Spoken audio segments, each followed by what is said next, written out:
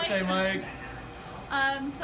Sorry we can't be there. We're stuck in Newfoundland, both for financial reasons and weather reasons that we'll show you later in this video.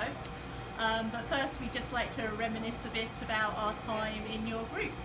So I'm going to start. So I first met you at Sussex actually, but I'm not sure you remember that. I was doing my PhD with Jerry Lawless and you were in town visiting Jeff Cloak and you gave a departmental seminar and caught up with Jason.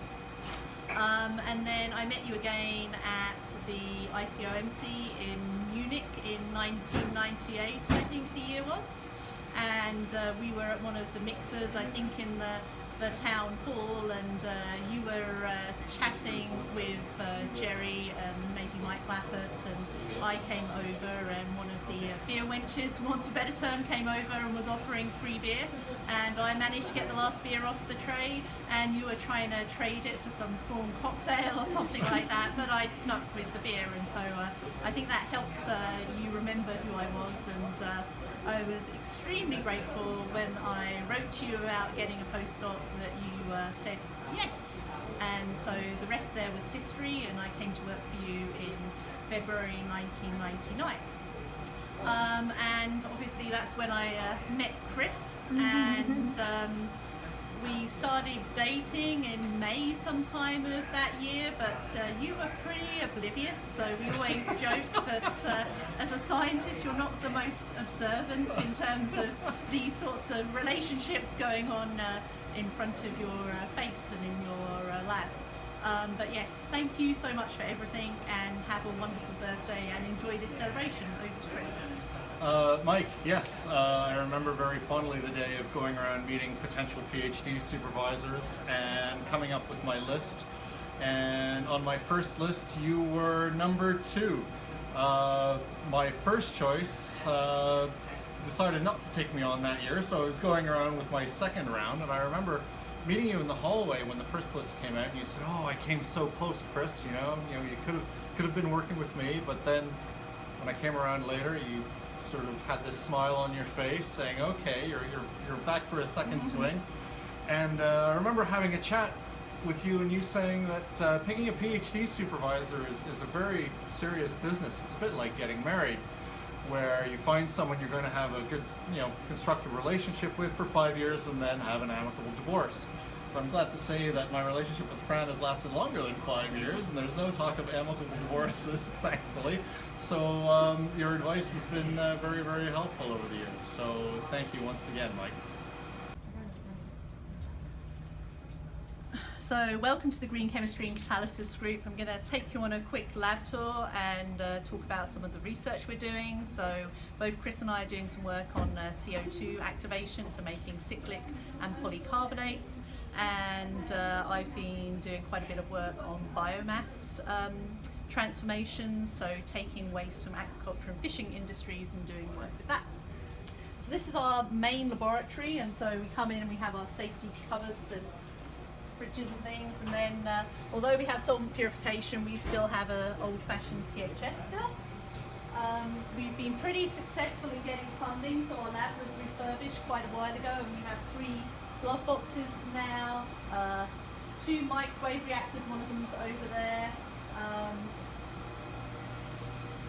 In this corner here, we've got a liquid nitrogen dispenser, and one of my students has been working on adding value to mussel shells. So here are some of her mussel shells, and some of the protein that's a residue on mussel shells she uses to feed fish. So this is called a palatability study, where we feed fish protein hydrolysate. Where else shall we go? So being inorganic background training, when we do organic synthesis, if we can't get it to recrystallize, we have a flash chromatography system because we need that sort of help.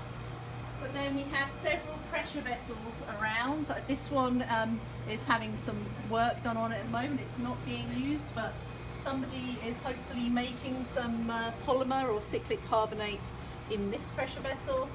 And over there is a mixer mill for doing mechanochemical studies. is a reduced pressure distillation being set up, so that takes us back to doing work with Mike and distilling phenylphosphine. This is a pressure vessel which has a window and connector underneath for doing in situ infrared studies, so we use this a lot in our research these days. Don't know if you want to add anything from behind the camera, Chris? Yeah, our students have named all of our pressure vessels here. So this is Ben Grimm, and the previous ones we saw were Dr. Doom and Ms. Fantastic. So one of our students was a big Fantastic Four fan. So over here is our spectroscopy workstation. So we've got near infrared and UV vias and fiber optics, so we can do studies inside our glove box through feed-throughs if necessary.